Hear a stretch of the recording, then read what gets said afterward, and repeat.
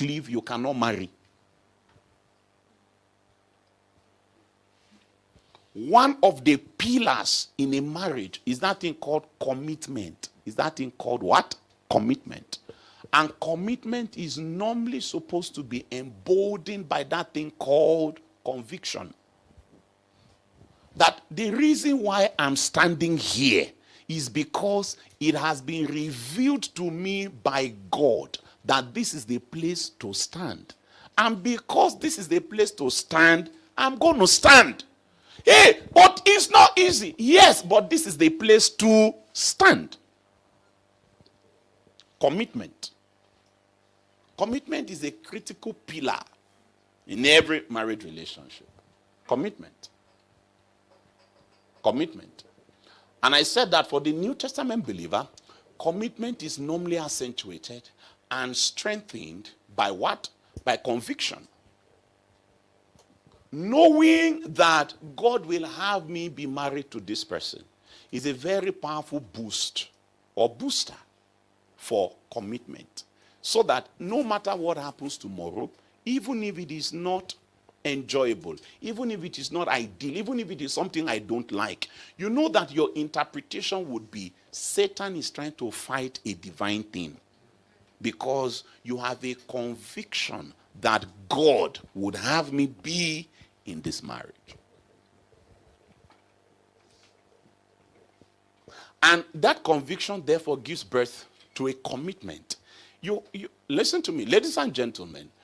If you are married, if you are planning to get married, I'd like for you to know that it is important for you to be committed to the person to whom you are married, and it's also important for you to be committed to the ideal of marriage.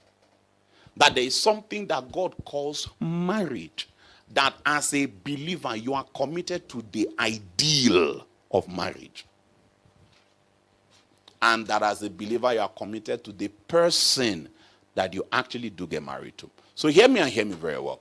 As I've said before, and I want to reiterate that here, that the problem many times is not the principles of marriage, it is the person that you do get married to.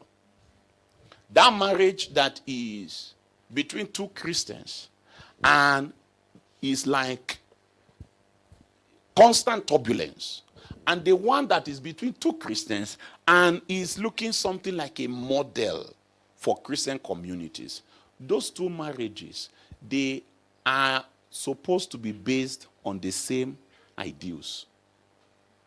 Are you with me? Because they are Christians. Those are Christian marriages. So the problem is not the principle. The one that is looking like a beautiful marriage, it's not as if they subscribe to a different Bible than the one that is like constant chaos. The principles have always been the same. It is people, it is the changes in people or the differences in people that is usually the reason for a lot of the differences that people talk about. But most times, people have a tendency to blaming the principles. Like, hey, is all this headship, or submission. Me, I cannot submit to any man. The problem is not submission. That's not the problem. The problem is not headship.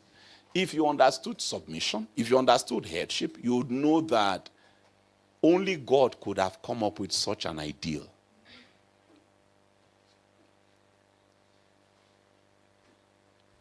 The point in this is to say to you that as much as it's important to understand the principles of marriage, it is critical who you do get married to. So please shine your eyes before you say, I do. Are you with me? Because there are people who kiss